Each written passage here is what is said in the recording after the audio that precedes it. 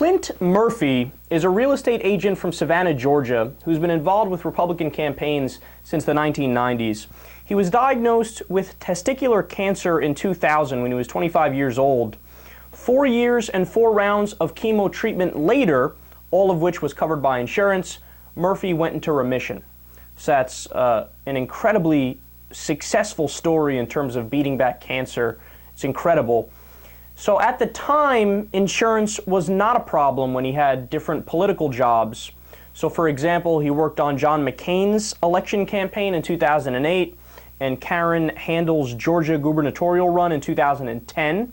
But when he quit politics in 2010 and entered real estate, he realized just how difficult obtaining insurance with a pre-existing condition could be. In an interview with the Atlanta Journal-Constitution, Murphy said he thought after 10 years since his cancer diagnosis, the insurance companies might cut him some slack. Instead, they found something else to charge him for. Quote, "I have sleep apnea. They treated sleep apnea as a pre-existing condition. I'm going right now with no insurance."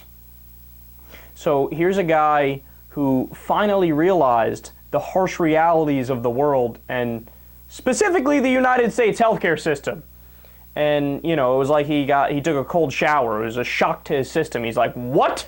I didn't realize it was this bad. That's why Murphy had to say to his Republican friends who opposed Obamacare on Facebook last week, quote, "When you say you're against it, you're saying that you don't want people like me to have health insurance."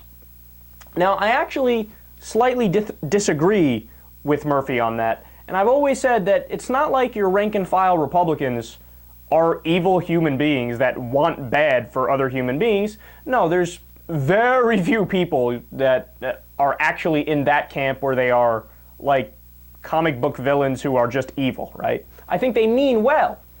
But of course the problem is that the policies that they are in favor of will, whether or not they realize it, lead to people like Murphy being screwed over and left behind by the system. So he actually ended up leaving the Republican Party and he has now become an independent.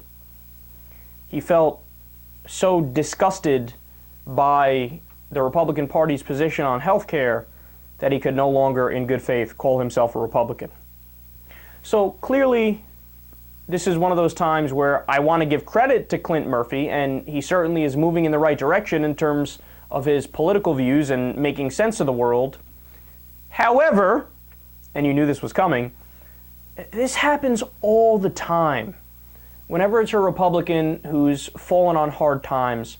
I mean, remember when Rob Portman, Republican politician, when his son came out of the closet, all of a sudden Rob Portman was like, yeah, I'm in favor of gay rights now. And it's not just, you know, in respect when it comes to gay rights or when it comes to health care, Chris Christie when it comes to FEMA funding. Here's a guy who all the time, small government, we don't want the federal government getting involved in state affairs, et cetera, et cetera.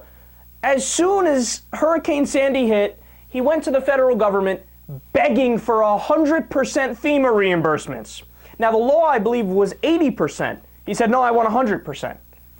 What happened to small government? What happened to pulling yourself up by your bootstraps and not wanting any federal help? Now all of a sudden you want it when something bad happens.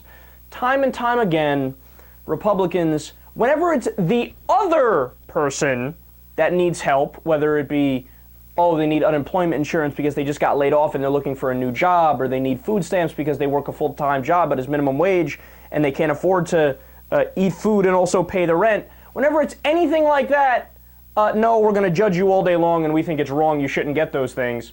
But when it's them personally, oh, all the small government principles and their belief system and their ideology is out the window and they just want help from the government and they want the system set up in a fair way to actually care for them. The bottom line is all of these guys should try to be objective and with a sober mind sit down and evaluate the way the world works and come to a conclusion about what makes sense and what doesn't make sense. Don't just fall back on that when you personally fall into a bad position in your life, because that speaks of your character.